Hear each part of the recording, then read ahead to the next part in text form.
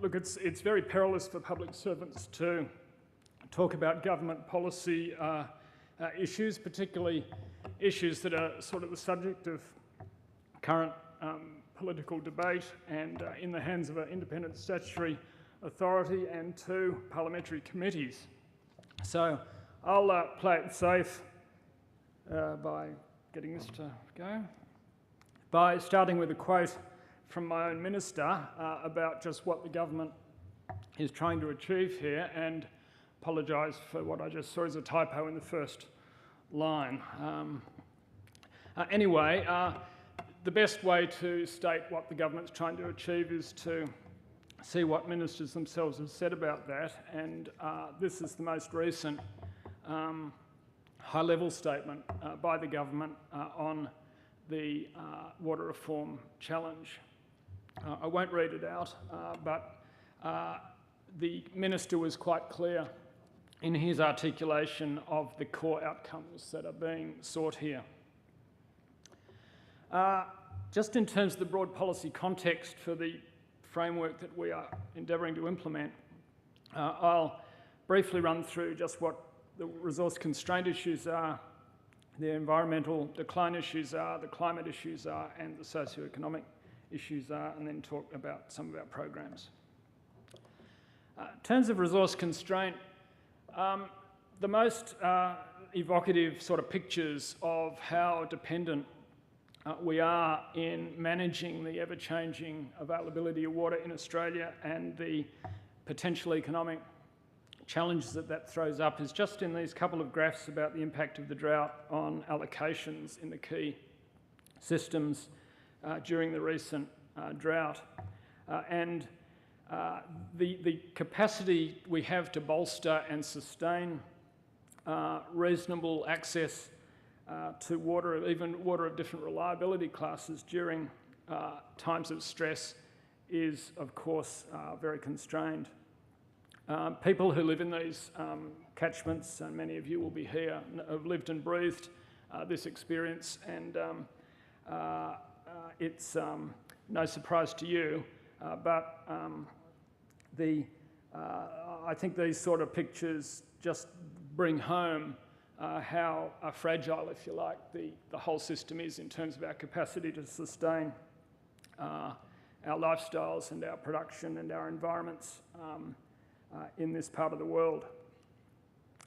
The facts about environmental decline are revealed in a whole lot of studies, and it's quite a simple proposition, really. The more water you take out of the environment to use for our human purposes, the less well off the environment is, and the evidence or the reflections of that are basically in the periodicity of flood events of various scales, and there's plenty of information out there about the impact of river regulation and diversion in making these sorts of natural flooding events which keep our wetlands and floodplains and the river stem itself in healthy condition has greatly declined. The various bits of work that have been done, and this is quite a well-known picture, have made findings, high-level findings about the overall state of the catchments as a result of the factors that I've just been talking about, and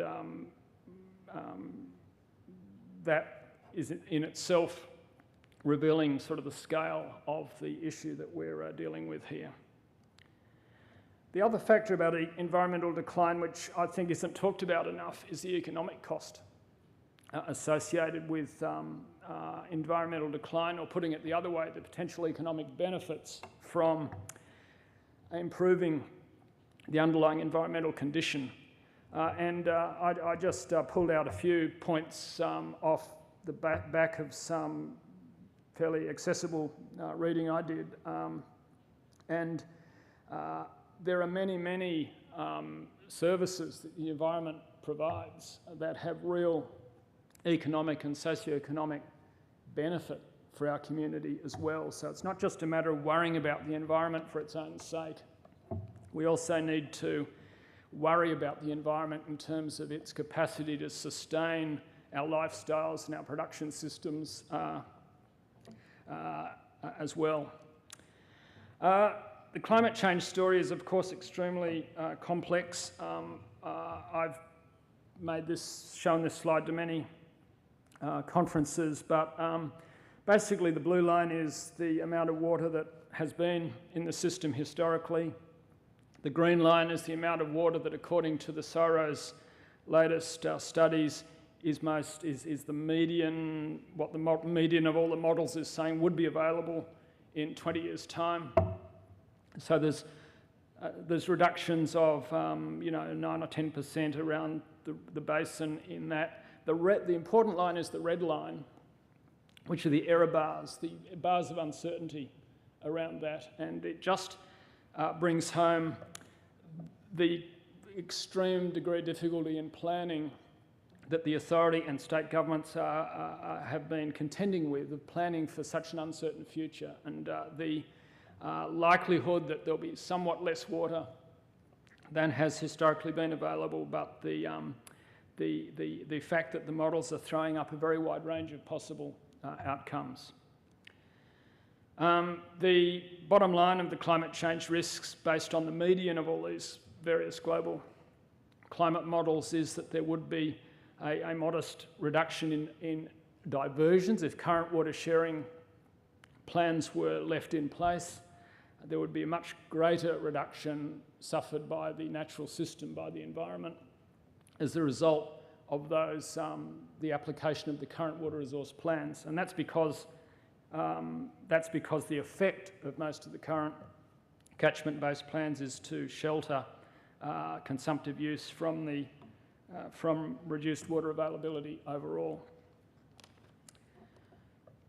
Whoop. Oh, there. Now this is a picture just which I put up because it sort of shows what can happen when things go completely wrong. This isn't a somewhere in Asia or like the Aral Sea or a coastline before a tsunami. That's not what it's a picture of. It's a picture of of Lake Alexandrina in the depths of the recent Great Drought. And the shoreline there, just to give you a sense of scale, is about 1 kilometre away. So it's a shame there wasn't a car or a truck somewhere down there to get a sense of scale, but it's just shows the outcome, if you like, in environmental terms of the way we've organised things currently and the application of current water sharing arrangements and how they're affected by a very radical and deep drought event. Socio-economic context is that we have a population in the basin that continues to increase, but slower than for Australia as a whole. We also know that there are many basin communities and towns that face population decline, and that has been going on for some time. We also have a global situation where the agricultural sector employment is falling, but total employment in the basin is increasing. So there's a substantial shift going on from employment in the agriculture sector to employment in other sectors, and that is a backdrop here as well.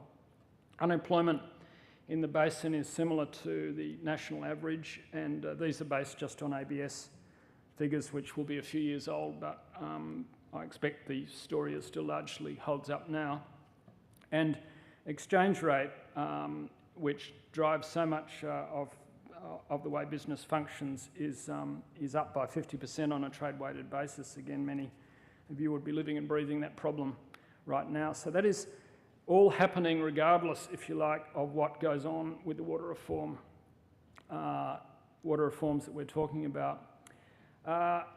The other factor, and I think Peter Gooday mentioned this, was that in the recent drought, whilst water consumption fell dramatically, the gross value of production remained pretty steady. It might have just gone down a couple of percent, I think. And that was associated with a very rapid growth in water trade, with a year-on-year increase on average of 6% a year in allocation trade, and a very rapid improvement in water use efficiency in key commodities. So that has enabled us to sustain the value of our production, notwithstanding the terrible fall in water availability over that period. So what is the government doing now? First of all, we have put in place a basin-wide planning framework. Craig Knowles is running the organisation which is responsible for making this happen. The purpose of that planning framework is to set the ground rules for how the states go about their catchment-based planning. That planning framework has to take account of future water availability, not just historic uses, and it has to, with a view to putting things on a more sustainable footing in simple terms. And importantly, the framework must optimise economic, social and environmental outcomes. The clearest expression of that requirement was in the advice that the government tabled in the Parliament a few months ago, and the import of that advice is that where choices have to be made by the authority about various things, including the environmental water requirements, they need to take account of economic, social and environmental factors in making those judgments. But that is a part of the policy framework that this optimisation must occur. Another part of the policy framework is what we loosely call the bridging the gap commitment of the government, a commitment that in the lead up to the last election had bipartisan support. And this is mapped out conceptually on this slide. The objective is that if you're a water entitlement holder who does not want to sell out of the system, then your entitlement shouldn't be affected by any reduction in the sustainable diversion limit. And that is enabled by the government's resolve to recover water for the environment ahead of the curve of any reductions that are mandated through the basin plan process.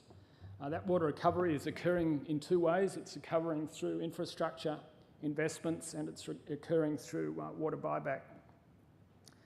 This picture is based on the scheme that was proposed in the Guide to the Basin Plan, where the diversion limit would be phased in through things called temporary diversion provisions. It remains to be seen whether that kind of approach is maintained when the final plan is issued. The purpose of the water buyback program is to, as I said, to endeavour to bridge this gap while at the same time directly recovering water for the environment, while respecting the water property rights of entitlement holders and avoiding any compulsory acquisition actions. And to date, the government has already recovered about a fifth of, if the gap was at 3,000 gigalitres, which is the lower end that the guide suggested, then the government's already recovered more than a fifth of that amount.